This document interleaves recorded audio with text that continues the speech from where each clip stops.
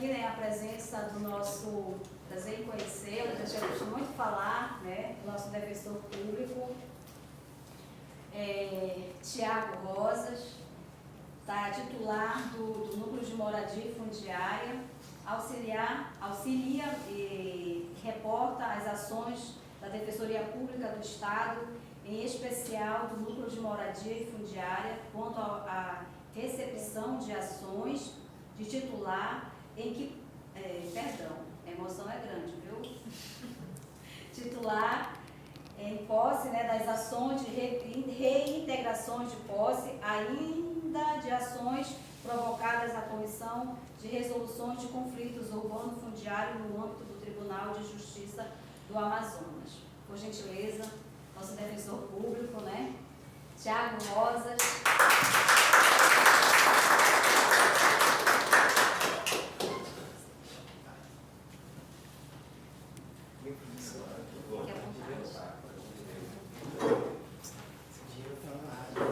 Muito bem.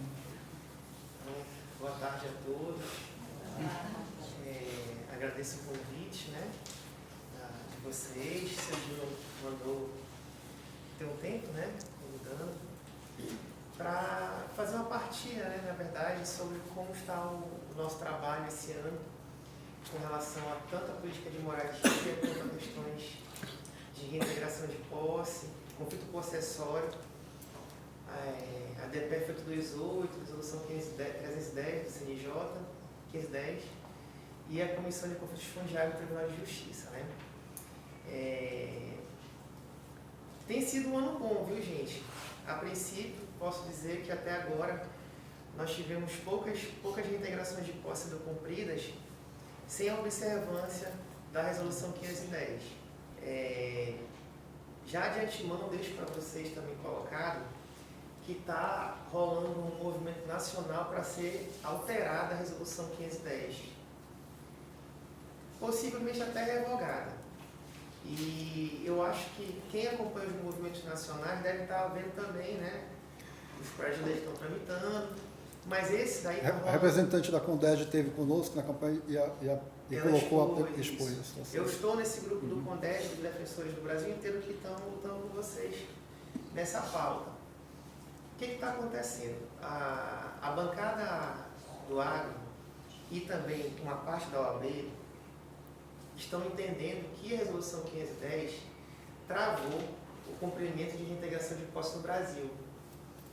É verdade, ela teve esse fator de freio, porque antes estava muito solta a forma como era feita. E se a Comissão de Conflitos Fundiários do Tribunal não andar, logicamente, os processos que forem mandados para lá, eles não vão andar, eles não vão ser cumpridos. Então, eu vou dar um exemplo aqui de Manaus, né? Eu represento a Defensoria na comissão, eu sou membro da comissão, não membro juiz, eu sou membro ali de estar nas reuniões, nos momentos que precisam reunir. Até hoje, a gente não fez nenhuma inspeção prevista da DPF 828 nenhuma. Vai ter a primeira em setembro, que vai ser Iranduba, nem Manaus é.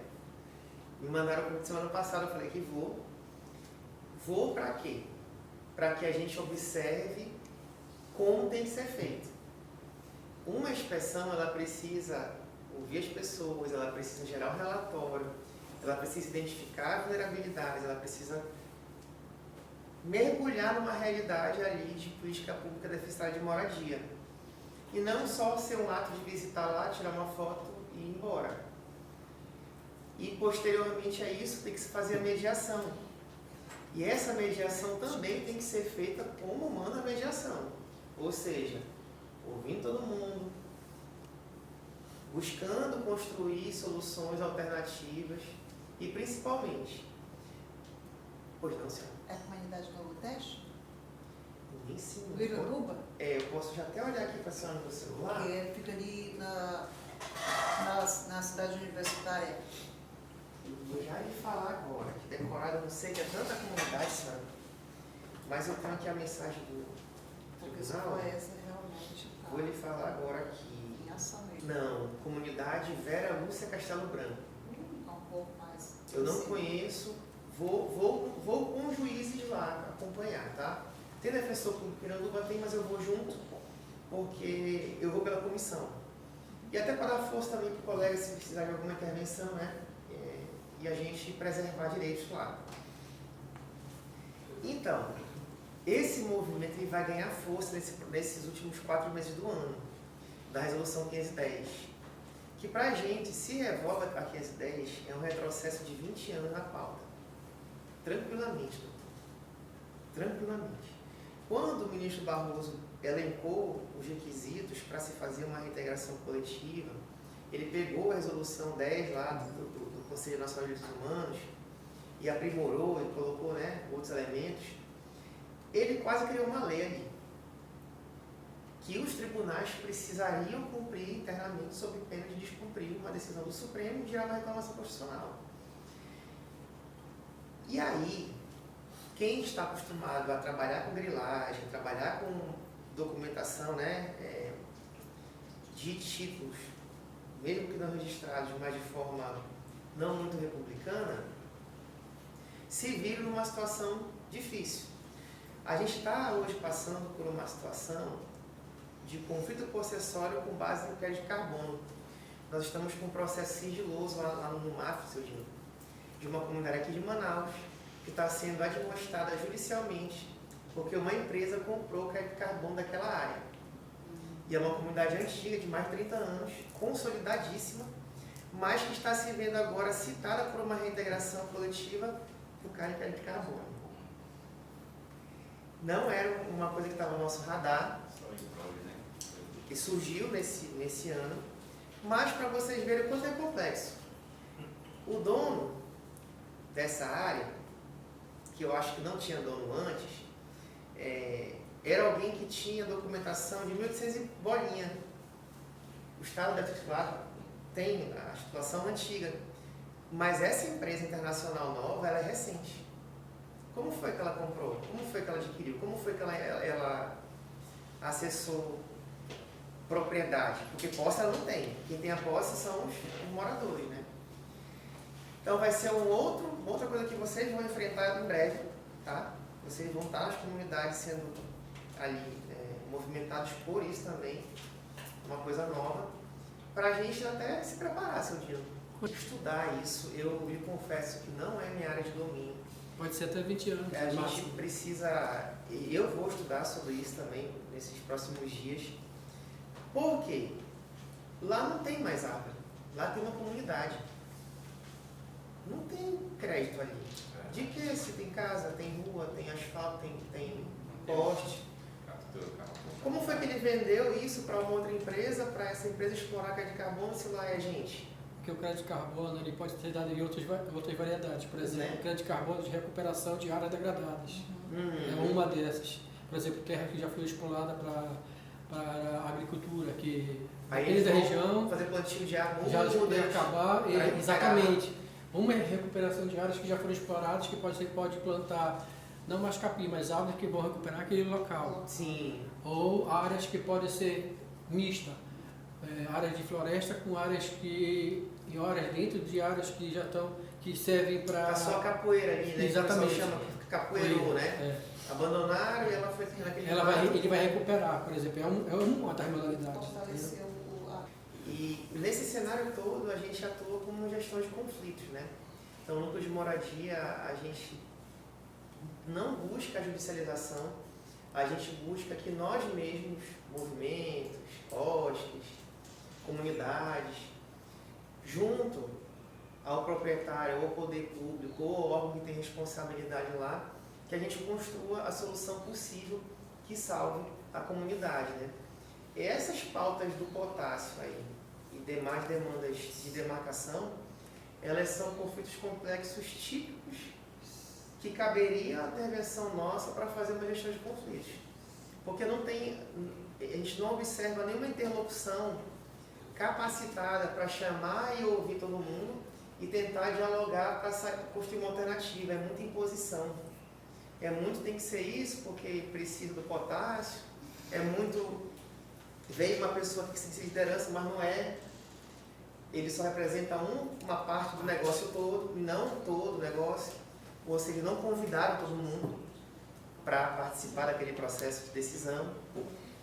E a sociedade comum, digamos assim, a gente que vê televisão e assiste, quer que alguma coisa aconteça, porque potássio, entre aspas, é uma das formas de gerar o nosso adubo, né? O nosso agro, né? O nosso alimento. Então fica numa pauta negativa para a gente que defende os povos indígenas, né? E defende a territorialidade deles. Mas eu tenho uma esperança que a gente consiga continuar caminhando e chegar no ponto de conseguir mediar isso, de alguma forma. Né? O núcleo de moradia, eu mesmo. A gente ter... Eu estou trabalhando para isso, gente. Eu estou trabalhando para construir um ambiente onde todo mundo que mexe com terra, com territorialidade, ancestralidade, com base em terra, os povos indígenas, quilombolas, tradicionais, ribeirinhos, zona urbana, zona rural, possa entender que aquela demanda de moradia pode ser mediada e não judicializada. Seu Dino conhece o meu trabalho, né? Você já deve ter ouvido falar alguma coisa em algum momento. O seu Dr. Marcos conhece um pouquinho, no ano passado eu vim também, né? E se os movimentos sociais conseguirem levar isso para um espaço de diálogo e não para um espaço de debate, não para um espaço de embate, podemos dizer, nós temos total possibilidade de conseguir uma tratativa de gestão de conflitos. Total. Eu falei com a Raquel Aquela Dermi, de Habitat. do Habitat, isso, eu falei, Raquel, mano, vocês que tem que puxar. Aí eu expliquei tudinho, ela se encantou, a gente vai marcar uma reunião para explicar para ela também, né, direitinho. Mas nós, movimentos, precisamos levar essa discussão para outro lugar. A gente já movimenta a rua? Beleza. Movimenta a rede social? Beleza. Continuamos, vamos continuar. Só que a gente tem que levar essa discussão para uma mesa de negociação, para uma mesa redonda. Nós não chegamos lá ainda. Por quê? Não se viabilizou. O poder público não puxa. A gente, né, não conseguimos ainda achar um caminho para isso. Quem está morando lá, coitado, não tem condição. Como o doutor falou, geofobia. Então todo mundo com medo lá. Não sabe se amanhã vai chegar um mandado lá de integração para ele sair de lá. Imagine como é que eles vão puxar uma negociação. Não vai, tem que ser a gente. Agentes, movimentos. E aí eu deixo para vocês também essa fala de chamamento. Quero chamar vocês para a gente fazer isso juntos. Nós temos um espaço adequado para o núcleo de moradia. Eu sou o mediador de lá. Eu trabalho só com isso. Doutor, deu confusão lá na comunidade tal por uma questão lá de uma demarcação que está envolvendo ali um porto que ele colocou, né? Do agro que vai passar e que está desrespeitando. Bora mediar? Bora. Eu posso chamar todo mundo. Eu tenho condições de trazer à mesa. Porque se eles não vêm, se eles têm uma reticência, ou se eles se recusam, eles sabem que a defensoria pode ir para a justiça. E eu não vou, eu nem quero ir, nem pretendo ir. Mas existe um medo do empresário ou enfim, de quem está movimentando, de que eu entre com o processo e aquele processo vai demorar anos e vai atrapalhar tudo a vida dele. Não é isso que acontece? A gente embarga, a gente pega uma liminar e suspende para tudo. É o pior do mundo para o empresário isso. Então é melhor conversar com eles e tentar chegar numa coisa que seja possível, não o tudo, mas alguma coisa possível e que também contente a possibilidade da comunidade e a gente seguir a nossa vida. Difícil porque eles querem mesmo dinheiro e nós queremos o direito. É o equilíbrio do direito com o dinheiro, né? Mas é possível. Com certeza é possível. Eu acho que o nosso núcleo do Brasil talvez seja um dos poucos que trabalha dessa forma, né? O seu Dino tem essa visão. eu mandei para o nosso defensor geral a criação da Câmara de Construção de Consciência e Moradia, dentro do MAF, né? Está tramitando lá, não sei se vão aprovar, mas de tudo isso que a gente está fazendo nesses 3 anos, nós tivemos já um fruto concreto, seu Dino. Além dos casos, tá?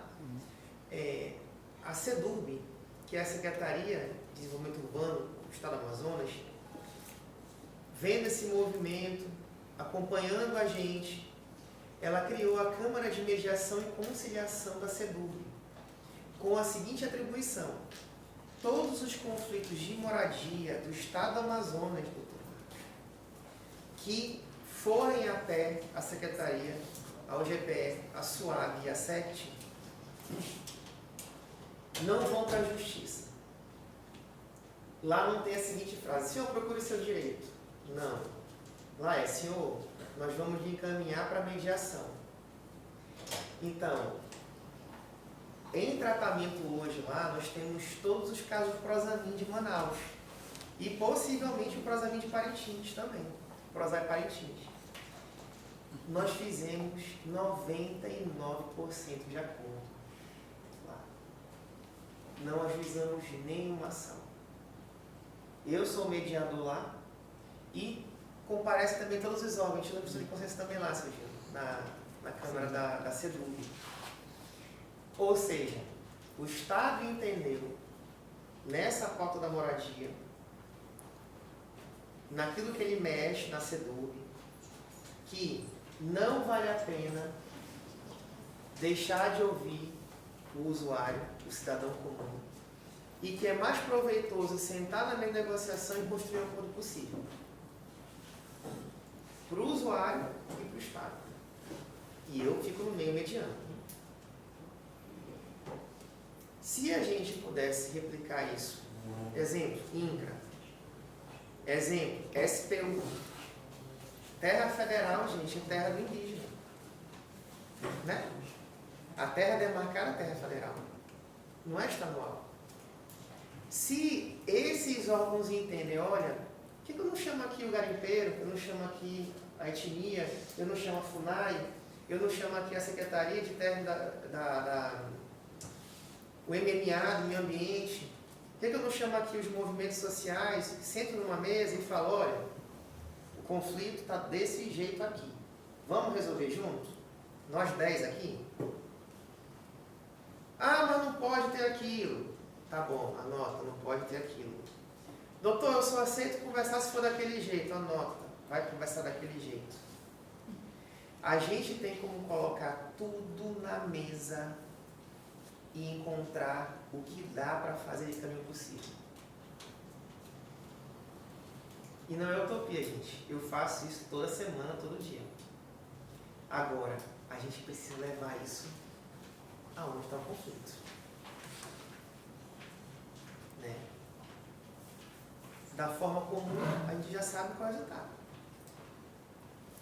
Eu não preciso nem falar que vocês sabem mais do que eu, né?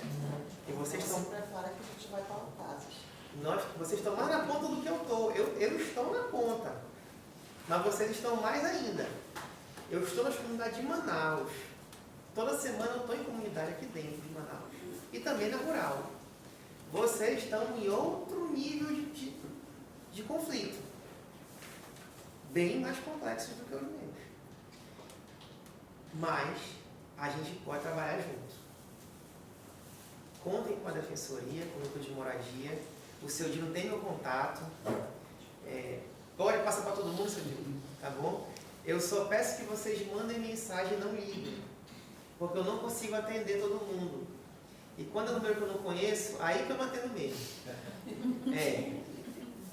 Que é o banco, é cartão, é revista, sabe Deus o que é É só se vivo. identificando, né? Mandou, doutor, sou eu, do movimento de moradia, do MLB, tal. Vamos conversar? Bora. Eu já respondo a mensagem e a gente já começa a fazer alguma coisa ali junto. MLM, o que for. FOIRN, né? FOURN, FARU. A gente está com todos. CNP também. É, todos, né? Todo mundo quer ser missionário, você já observou, né? Sim, eu não sei quais são os rapazes ali, ocupação Se manual. você citar só um, vai dar ciumeiro. Começou até que terminar. Fala do defensor o nome do. O que é o MLB? Quem tem MLB aqui tem? Tem. Vocês dois. Beleza. Três. Três. Show. Tem o Fórum Nacional de Reforma Urbana? Todos. Todo mundo aqui é Todo fora. mundo conhece? É geral, né? Falou eu. Porque o fora é o. Despejo zero. Também. Também. Todo mundo. Despejo zero é bom. Movimento das favelas. Não. Tem ninguém que tem favela? Não. Tá. Aqui é os grandes, os Tem grandes e acaba não movimentos. tendo, porque trabalhamos diretamente com as pessoas, com as famílias que são de periferia. É. Faz parte dos movimentos Faz maiores, parte mas dos não movimentos tem maiores. que. E CNP, quem é CNP aqui? Aqui, o rapaz. CNP também é bom. Ele é- Também, beleza. Vocês são MLM. MLM, nós dois. Tá. Aqui o MLM ele tem uma história de mesa de negociação, que a gente chamou de mesa de negociação, que é isso que o senhor, a sua angústia é a nossa angústia. Só um minutinho, o Gutinho vai fazer uma intervenção. Beleza. Aí a gente abre para plenária, tá bom? Beleza. Beleza, tá ótimo então. Então vamos lá. Acho que desde ontem. Desde a organização. Deixa eu ver. Você vai? O professor Marcos e o amigo defensor Tiago, né, sempre trazem essa reflexão em relação mais trazendo essa questão dos cenários, né, hoje que a gente provocou ele, né, a questão da segregação do território, enfim, da ausência das crises que a gente tem vivenciado. E no Amazonas, em especial no Manaus, esse é de 100 anos. Né? A gente está construindo um artigo com o defensor Carlos Almeida, e que logo vai sair, pessoal. É o terceiro artigo relacionado à questão de panoramas e resolução de conflitos em Manaus. Né? Então, a gente está na produção, vai sair logo. O que eu queria destacar são, em relação às mesas de resolução de conflitos, aqui que coordenada pelo Tiago, defensor Tiago, na Câmara, aliás, a Câmara ainda está para... Tá Não pra sei, ser, nossa, se né? quiser, né? Mas se não, eu vou do mesmo jeito. Pela manhã, a gente fez um destaque, professor, falando da imensa felicidade que a gente teve, né, em 2020, eu não lembro mais um mês, que foi construído o núcleo de moradia fundiária. Foi setembro Setembro de 2020. Fazer 4 anos agora. Que tem sido, né, um grande pedido nosso, né, do Fórum de Reforma Urbana, dos movimentos de moradia sociais e populares, para que tivesse esse espaço, né, para que tivesse uma interlocução de tutela, né, de defesa das populações vulneráveis. Né.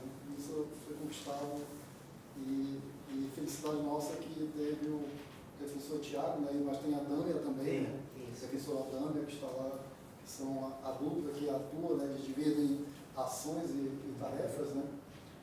E mais recentemente, o cumprimento das recomendações da Missão Manaus, de 3 comunidades, ele não citou, mas tem um artigo que eu também vou colocar para o grupo de mais conhecimento, né, que é esse último artigo, que traz a resolução que foi do conflito urbano fundiário lá da comunidade Nova Vida. Que está em ação todo o Coliseu, né, entre outras comunidades. Sim. Palotina, Fazenda Palotina, Sim, foi uma ação né? na Câmara também, né, de uma resolução que estava em tese essa questão que lá era grilagem mesmo, né, da Fazenda Palotina e tudo mais. A defensoria tem contribuído conosco, porque tem um acesso direto às ações de reintegração de posse, né, e nós temos aquelas que nós monitoramos de forma direta, né, por meio dos movimentos. Né. Hoje, de manhã, a gente fez o destaque, que nós saímos de 40 territórios em conflito urbano fundiários para 68, em 2 anos somente, 2022 para 2024. E o defensor Carlos oficializou outras 300 e já chegaram mais de 110 respostas. Isso quer dizer que esse número de conflitos urbanos fundiários, em meio dessas famílias, Marcos, vai triplicar. Se hoje, vamos dizer, são 40 mil famílias, multiplicado por 4, na média, né, 160 mil pessoas. Sim. Pode chegar a 200 mil pessoas que estão com esse medo de amanhã, daqui a pouco, sofrer uma ação de reintegração de posse na casa caindo sobre a cabeça. Né? Então já passo para vocês que a plenária aqui é importante aqui. Só para destacar, a Nova Vida foi um procedimento de construção de consenso, que é uma técnica de gestão de conflitos a gente ainda está... Nós conseguimos acabar com o conflito possessório. Segunda-feira vai começar o asfaltamento lá, seu Júnior. Também por intervenção do mesmo procedimento. Continuidade Eu da chamei recomendação. todo mundo, mesma coisa. E a Senrap já se comprometeu, já me respondeu o ofício dizendo que vai começar o reouvir lá depois do asfalto. Também como fruto do conselho de vocês. Depois relata para a gente que é o Tá. cumprimento das recomendações, né, que a gente dialogou Sim, naquela mesa de diálogo que foram lá a contigo. gente continua, né? Acompanha até o final a comunidade. Pois não, gente, está com essa palavra agora. Assim, né? Agora é importante ter essa fala e ter escrito, porque nesse período agora vai aparecer de vereador, né? Que mandou asfaltar, de vereador. Eu tenho todos os ofícios lá, gente. Eu que pedi, viu? Seria importante, né? Agora, o professor Raimundinho. Escrito. Alguém quer se inscrever? Alguém mais? Jair. Jair. Rapidinho. Você também não? Aqui. Depois. Bom, em primeiro lugar, a gente agradecer a vocês por estarem aqui, né, ter atendido o nosso convite, né, e lembrar, né, de agradecer também, você teve fazendo umas sessões muito positivas lá no Novo Milênio, né, companheira na área digital, que é filiada à CBP. Sim. E ela mandava as fotos para mim, de bom, beleza e tal. Lá também. Então lá ficou muito legal, ajudou muito lá, então o Central de Movimentos Populares, ela mostra sua gratidão, né? E eu lembrei aqui também, né, acho que o companheiro Marcos trouxe agora, trata companheiro porque faz parte já, né, do nosso movimento. A gente, toda vez que vocês são convocados, vocês de antemão nem pensam duas vezes, vocês A gente está vêm. quase filiado. Sempre está de braços abertos. Gente, é o seguinte, eu acho que o Marcos me fez me lembrar também daquela questão da briga, né, pela terra. Muitos de nós passou muito isso por aqui, né? Gente como eu, que a ocupação, a primeira coisa que faz lá, faz a cacimba e puxa o gato. Muita gente aqui fez isso, né? Então a gente sabe, realmente entende dessa questão do que é o sofrer, né? Será que vem me derrubar, que hora vem, a polícia vem, quem é que vem tirar a gente daqui? Mas aí me fez pensar também, quando você colocou uma fala interessante, que ninguém quer abrir mão, né? Hoje em dia, para nossos governantes, você vê, tem 3 tipos de políticas públicas principais, né? Que são as distributivas, que é muito fácil, o político vai lá e tal, eu apoiei, eu votei, está aí o pé de meia, está aí o Bolsa Família, então essas políticas, todo mundo assume e diz que é o pai e a mãe que ajudou a viabilizar, né? Nós temos uma que hoje está sacaneando com a gente, que é a palavra correta, né? Que é, por exemplo, uma desses projetos de lei 709 23, que é uma política regulatória que está tentando tirar os direitos, né, de quem ocupa a terra, de quem invade, ou seja, tirar direito a todas as questões sociais, né? Mas uma das mais difíceis que a gente vê é essa questão da política pública redistributiva, né? Vá tirar, por exemplo, do agro para passar para o povo. Você vai ver o grito lá dentro do Congresso. Você vai ver a briga de foice. Vai tirar da bancada da bala, né? Vai tirar das bancadas. Então hoje, por isso quando você me traz essa questão do poder principal, que é o poder do povo, e aí é a hora que a gente tem que se empoderar mesmo, né? Porque o poder do povo é o poder principal, que regula os outros 3 poderes, né?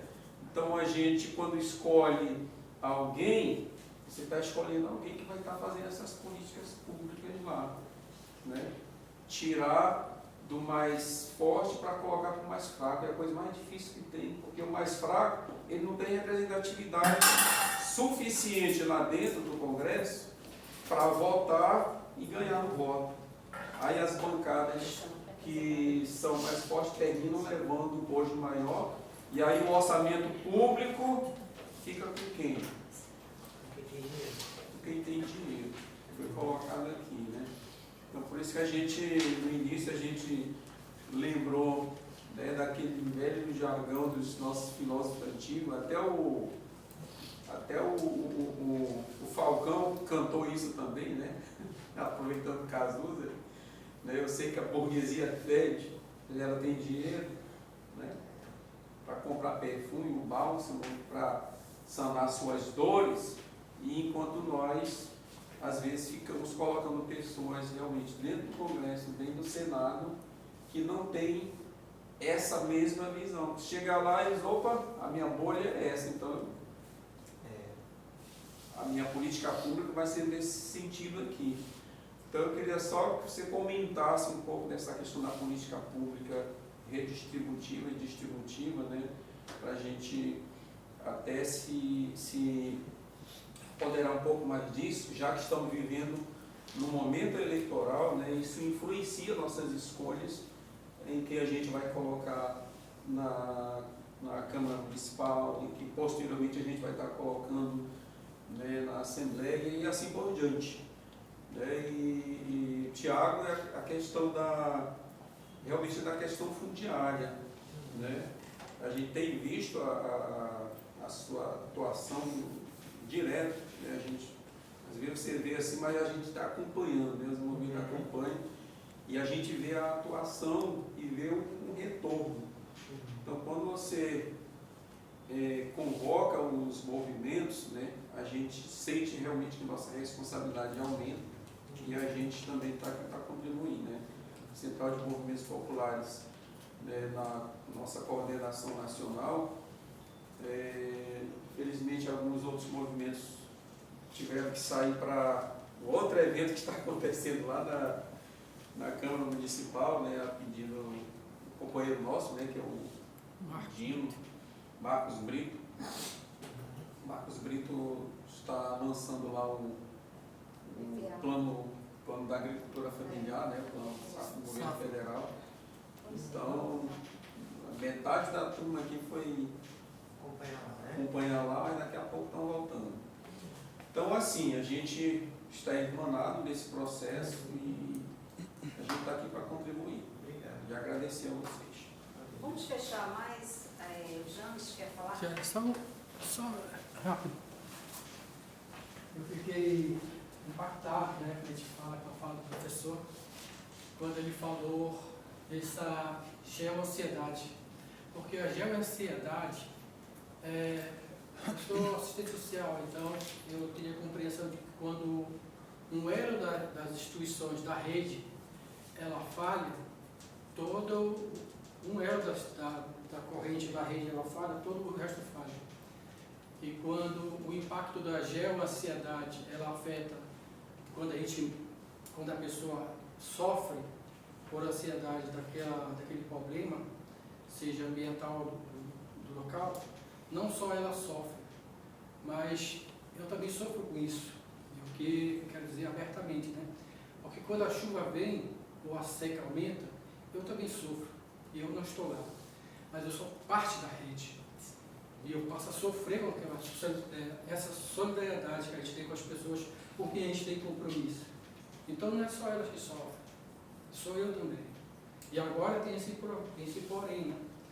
Quando vem a chuva, a gente sofre junto, porque eu não consigo dormir direito.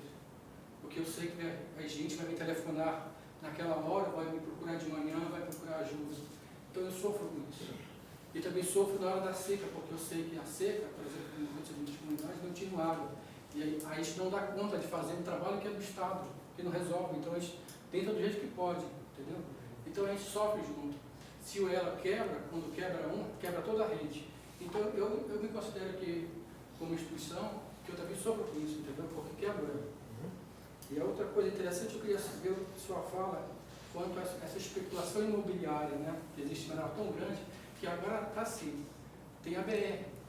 Isso é especulação imobiliária, entendeu? Porque as terras melhores vão para... De alguma forma vão ser passadas para os melhores. As terras piores vão continuar sendo do nosso povo, mas os que não tenham a renda fixa maior para comprar. E essa especulação imobiliária, ela está vindo em ondas, né? Primeiro foi para o outro lado da ponte, agora vai para a estrada. Mas não muda o cenário, a especulação continua, né? E as pessoas continuam indo para os piores lugares que eles não têm. E a fala do nosso defensor, assim, nós temos uma experiência que é essa do Coliseu. Nós fizemos 2 anos, né? Tentamos abrir uma mesa de negociação e ela funcionou 2 anos seguidos, 2015 e 2016, mesa de negociação do Coliseu. Que era isso que a gente queria provocar. E com a ajuda da defensoria, a gente provocou que entes federativos de diferentes interesses conseguissem sentar. Sim. E o que a gente queria era mais. A gente queria, é isso que se procura, que a gente quer formalizar um espaço para diálogo, de negociação, de interesse. Mas a gente quer ainda mais, a gente quer que esse espaço seja concretizado num produto que haja ações, objetivo, ações, procedimentos de auxílio adotados, para que a gente possa reproduzir nos outros espaços, seja nos espaços do governo, seja nos nossos espaços. E nossos espaços seriam formações, para que a nossa liderança conseguisse fazer esse trabalho de mediação, seja na comunidade ou seja na frente dos outros entes, entendeu? Era esse o nosso interesse. E a gente conseguiu fazer isso. E o nosso interesse era produzir um produto educacional, que a gente conseguiu um livro que servisse para isso. Que chama, o meu fascículo da mesa de negociação do Coliseu, que sirva para as outras comunidades, a gente pudesse reproduzir, para que servisse de subsídio. Não é um subsídio acadêmico, é um subsídio produzido pelas comunidades. Prático, entendeu? Abrir porcentagem para isso. Era isso. E mais uma vez, fazer como a Raimundinha fez, agradecer a parceria com a Defensoria Pública, porque se ela tem sido o nosso grande era na disputa desses conflitos. Obrigado. Mais alguém? Acho Desculpa. que da discussão, podemos encerrar e passar a palavra na mesa. Pode vir até aqui, por gentileza. Nada. O microfone, por gentileza. Bom, eu vim aqui representando o movimento de mulheres que moram aqui, Orquídea, União Nacional por Moradia, Popular do Amazonas. Legal. É muito bom estarmos presentes e a contribuição de vocês. Por quê? Porque nós lutamos, olha só, o time Minasar luta pela moradia no campo e na cidade. Né? Então, é muito bom ter o apoio da Defensoria Pública. Porque o que eu vejo, o que eu tenho visto antes, os conflitos de terra, né? Coisas muito tristes, porque há pessoas e pessoas. Tem pessoas que realmente necessitam de uma moradia, mas também tem pessoas também que têm moradia e estão ali para pegar terra para vender. O que mais tem é isso também. Eu fico triste com essa situação. Eu também represento eu sou indígena, tá? Tocama, aldeia São Mama Vermelho. Futuramente nós podemos já fazer lá, vamos fazer uma oca lá, até a oca que a gente chama. Então eu também represento. E é muito triste você ver pessoas realmente necessitadas, querendo aonde morar e não tem. Como foi falado e dito já de manhã também, tem muitos locais aqui que estão abandonados. Correto? E a situação por quê? Porque se a gente vai tomar de conta de uma cabeça para colocar famílias, para morar pessoas realmente necessitadas, aparece o dono. Por que o dono não aparece para fazer uma reforma e botar coisas boas lá dentro, não para as pessoas tomarem de conta e servir para assalto, para estupro e etc, etc. Né? Eu fico triste com isso, porque nós sabemos que tem muita gente que não tem realmente onde morar e necessita dessa moradia. É muito triste uma família que tem muita criança e não tem onde morar. É seu filho vir pedir o que comer, a gente não tem. É porque eu vejo essas situações, eu fico triste. Se eu puder ajudar, gente, eu ajudo. Eu ajudo. Ajudo mesmo. Se eu tiver condições financeiramente, eu ajudo. Porque você está ajudando uma família para dar de comer seus filhos. Assim, né? Logicamente, quando nós estamos numa plenária maior, a gente limita, né? 3 minutos, 5 minutos. É muita Só que coisa, aqui né? é uma riqueza tão grande de troca de experiência que uma compartilha, que eu tenho certeza que dentro dos seus movimentos isso vai fazer uma diferença, né? Então, eu passo agora a palavra para a mesa, né? E aí, os senhores, por gentileza. Aí já passa a resposta plenária e seguida das considerações, que depois a gente faz o registro e ir para o lanche. Sim, ótimo. Então, vamos começar aqui pelo Armandinho, né? Essa questão depois vocês podem, como a gente não notou aqui, a gente vai lembrando um pouquinho Veja, existe muito a concepção de que os governos, eles não dão, eles devolvem, né? Porque é uma devolução daquilo que a sociedade já passou. Tudo sobrevive por meio do recolhimento dos impostos. E aí, quando se entra nisso, se entra em uma outra discussão. É um chavão que dá uma falsa noção de cidadania. Eu sou um cidadão pagador dos meus impostos. A cidadania não se resume a pagar imposto, ainda que ele seja algo essencial para a sustentação do Estado. Mas isso pode levar equivocadamente a você pensar, então faz parte do segmento mais pobre, que tem o gato, que tem a água puxada ali. Ele é um cidadão que ele não paga os impostos, não paga. Os impostos aqui são embutidos em tudo. 1 quilo de feijão, 1 quilo de arroz que você compra, tem imposto embutido, é recolhido, tem imposto estadual, imposto federal, municipal, tem tudo ali.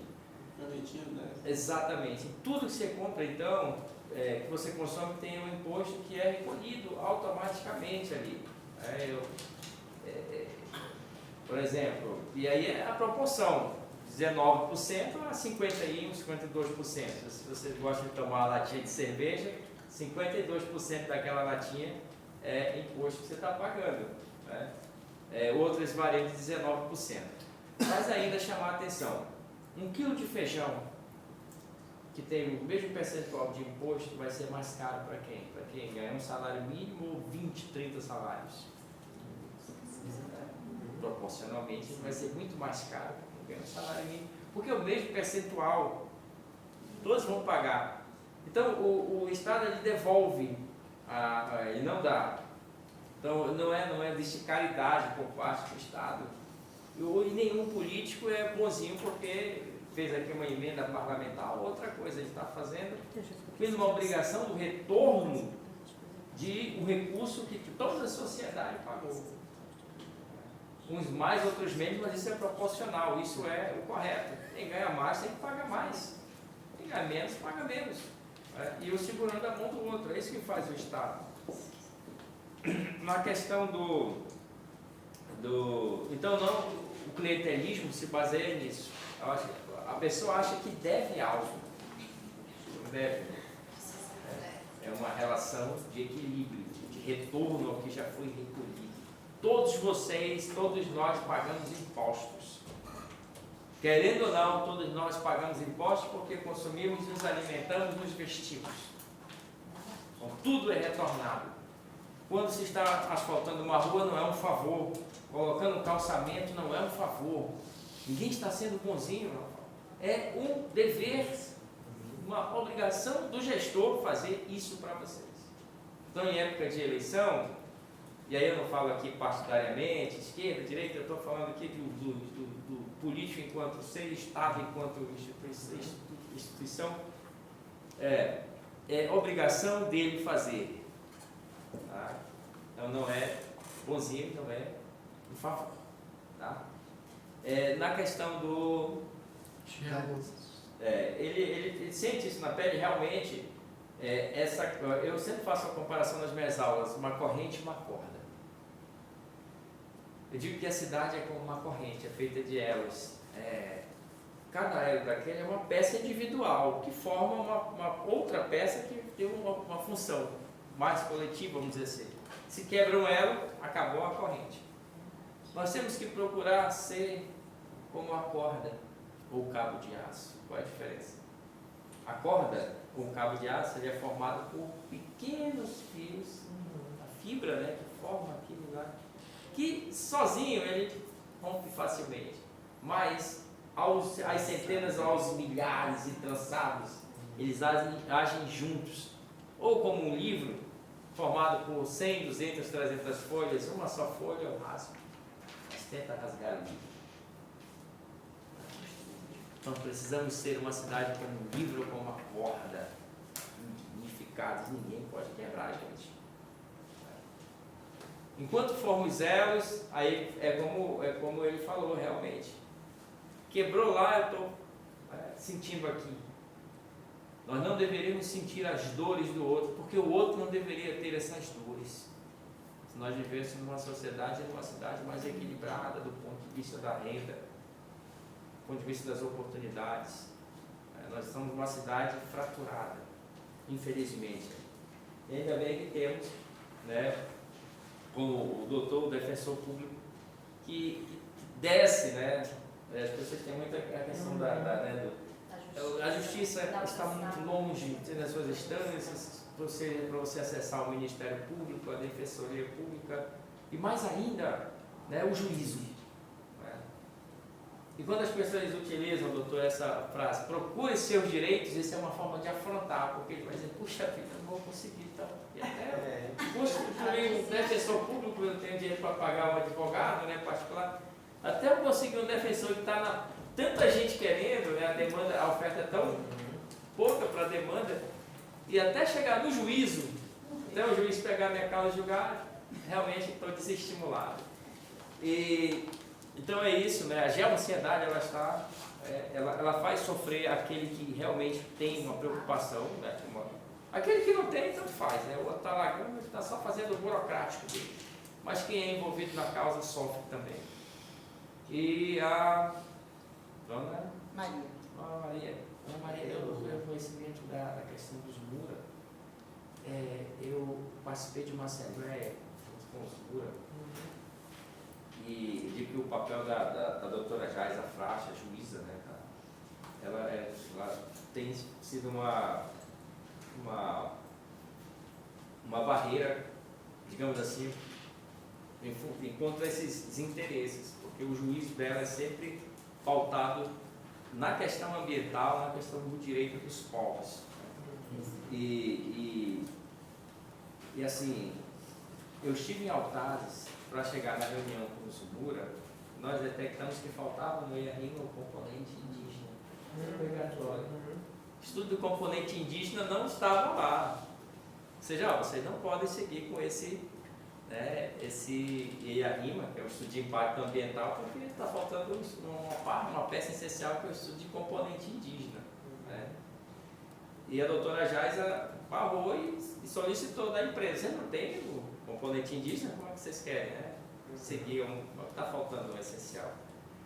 Mas aí a gente percebeu que na cidade, a produção do discurso é o seguinte, é aquela coisa do progresso, dos empregos, dos impostos que serão recolhidos, dos royalties para o município, para a cidade. Então assim, e esses, entre aspas, tá? Os índios estão atrapalhando tudo isso. Olha só, a produção do discurso. Então você entra com um discurso de modernidade, discurso de progresso, e todos os que se interpõem contra esse discurso estão querendo o atraso. Que leitura, hein? Exatamente.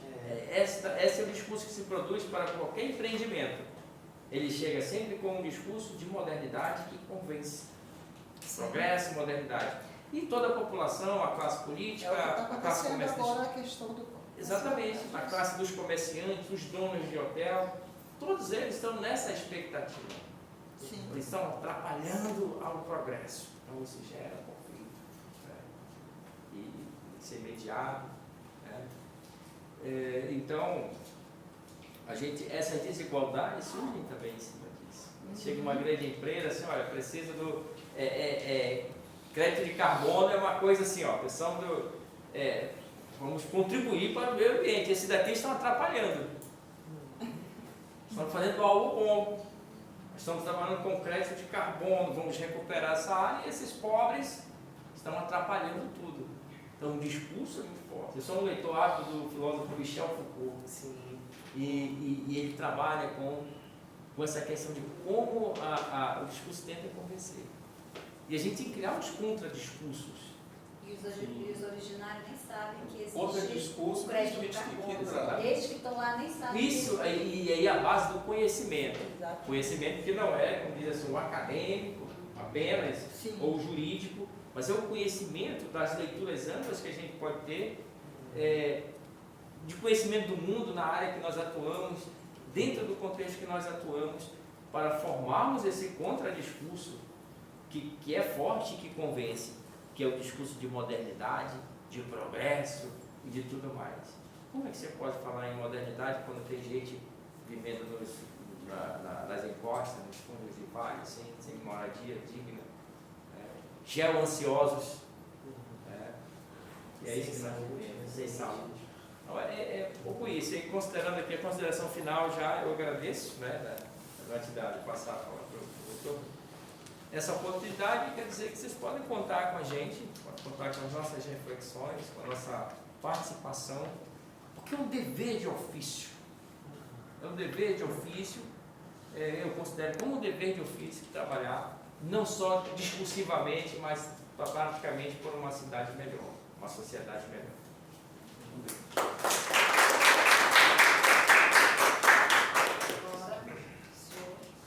Aproxima mais o microfone para a gente ver. Primeiro questionamento que você já mediu, né, senhor? Você fez? O senhor perguntou o que, senhor? Essa questão da regularização fundiária, né? Que a gente pode estar se ajudando, né, mutuamente em relação a isso. 70% de Manaus, gente, é ocupação irregular. Tem estudos. 70%, tá? De Manaus inteira. Somando a zona rural com a urbana. Desse percentual, dos 70%, 50% é terra privada e 50% é terra pública. Desses que são terra privada, e vocês devem conhecer muita comunidade em terra privada, a gente pode trabalhar o uso capião para fazer erosão fundiária. É comigo, com a Dâmia lá. Levem lá com a gente. Podem ir. Da terra pública, a gente pode aplicar a 13465, que é a lei do REUB. Lei de estimação fundiária, lei de estimação de posse, CDRU. Só lembrando, quantos anos a terra está na terra para os campeão, terra privada? Tem vários prazos, acreditam? Tem de 5, 10, 15 anos. Depende, tem 2 anos o campeão familiar. Depende do caso concreto. Aí a gente avalia cada caso. Mas geralmente as pessoas têm muitos anos assim, né? na região, tá? No local, na localidade. Para a 13465, como a gente tem uma boa relação com os órgãos de terra do Estado e do município também, nós também conseguimos viabilizar a legitimação fundiária na regularização fundiária no REUB. É também com a gente, vocês podem levar a comunidade lá e a gente sempre vai acompanhar até o final. Isso é regularização. No conflito possessório, que é a outra vertente que a gente trabalha lá, é quando existe alguém discutindo aquela terra, ou numa reintegração, ou uma milícia privada, ou a polícia indo lá. A gente também atua. Nos 2 casos, a gente vai atuar com gestão de conflitos, para tentar chegar no acordo. Nos conflitos complexos, que é tipo esse do potássio, né, e outros mais que virão aparecer por aí, os antigos também, nós aplicamos a técnica da construção de consenso, que é uma técnica de gestão de conflitos tipo a mediação, tipo a conciliação ou a negociação. Mas ela foi criada exclusivamente para políticas públicas deficitárias nos Estados Unidos na década de 80, que aplica perfeitamente aqui no Brasil, em Manaus e no Amazonas. O que eu quero dizer é que vocês podem nos procurar porque vocês precisarem dessas confusões de terra. É isso. Aí a gente vai analisar o caso concreto, a gente vai ver o que pode ser feito e vamos trabalhar. Alguém perguntou mais alguma coisa? A senhora não perguntou de mim nada, né? A senhora também... Tá, eu conheço o MMO, tá? Eu conheço já da senhora. Eu conheço o movimento, tá? De mulheres orquídeas, tá? Sempre já ajudei também vocês em algum momento e vou continuar ajudando, tá? Muito obrigada. Gente, usem eu e o doutor, né, doutor? A gente está colocando aqui para o que vocês precisarem, tá? A gente tem como somar, só que a gente precisa ir ao encontro dos problemas. Talvez o doutor tenha uma visão, né? Isso aí que não vai faltar. E eu tenho uma visão na prática, né? E a gente vai se complementando. Agradeço. Vou estar sempre à disposição de vocês. Seu Dino é meu amigo também, além de parceiro de trabalho, né? E precisando, gente, contem comigo, doutora Dana, tá bom? Obrigado, gente. Queremos agradecer, né, a participação do professor Dr. Marcos. Né? Na hora eu fiquei, porque vocês já tinham ouvido falar de você, mas eu não tinha tido a oportunidade de conhecê-lo, né? E realmente, quando no nosso fórum permite, proporciona um defensor público sentar conosco para ouvir de igual para igual, isso faz a gente se sentir acolhidas, né? Dizer que nós não estamos sozinhos, né? Que a justiça não está tão distante, né? Então, de alguma forma, isso, vamos dizer, que nos dá um alento. Saber que, ainda mais agora que nós temos resultados, são mais fácil, né? De tirarmos a dúvida e agradecer imensamente. E aqui, Dino, para o fórum, o professor colocou, eu achei muito interessante, a questão do nosso plano diretor, que como fórum, eu acredito que seria uma das pautas que nós poderíamos analisar e entender para que todos, quando tivesse a plenária, entendessem o que é o plano diretor, para poder fazer a defesa, que é do mecanismo que nós temos para lutar pelas reformas urbanas, né? Então, o plano diretor é uma possibilidade. Por isso que é importante votar sempre para vereador, gente. O vereador é que vota para diretor. Vai passar pelo Conselho das Cidades. Municipal. Passar pelo Conselho, aí a gente está lá também nisso. Sim, pois é, quando for para a discussão ampla, né? Aí todos vão poder Setoriais, contribuir, né? E aí abre-se para a comunidade, abre para todos. Agradecer, né, mais uma vez, né? O professor, o nosso defensor público. Agradecer a todos vocês que ficaram, né? Estiveram aqui. Passo a palavra agora para o Gino, né? Que é o anfitrião. Não, eu sou só a parte do erro. Só mediador. Não, você é um fio da testa. Foi deliberada a coordenação do Fórum de Reforma Urbana, nós construímos uma comissão, né? E essa comissão tem a dona Elza, representando a CMP, o Raimundinho, a União Nacional por Moradia Popular, que estava a Lina ali atrás, né? E a Decante que ficou na coordenação também, que foi que deu a execução, né, das tarefas que foram deliberadas por esse coletivo que é tão grande aqui, ó. Que compõe essas entidades. Nós somos uma coalizão de 22 entidades, né? De muitos movimentos aí, de moradia, né? Conselho de ser regional, aí, de serviço social, federações, outro fórum, irmão nosso, que é o Fórum das Águas, né? O COLAR, que integra ali a universidade, né? Que é um núcleo de pesquisa, né? Entre outros movimentos aí, enfim. Então, para dizer que foi uma tarefa que a gente se colocou à frente, né? E eu fico feliz que a gente cumpriu essa missão dada por vocês, né?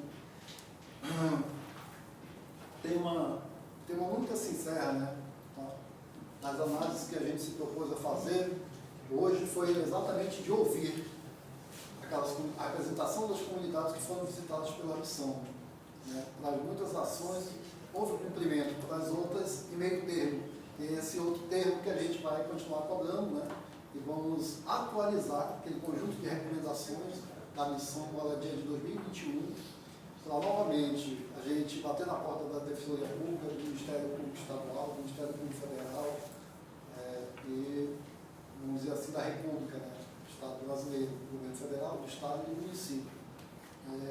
Nós continuamos a pauta junto ao Ministério das Cidades, lá com a Secretaria de Periferia, professor Tiago, que é uma pauta que a gente, desde o governo de transição, nós temos levado como demanda que o governo federal tenha um espaço para recepcionar todos os casos de conflitos urbanos fundiários que tenham ocorrido no país inteiro, em especial aqueles que tratam de imóveis da União.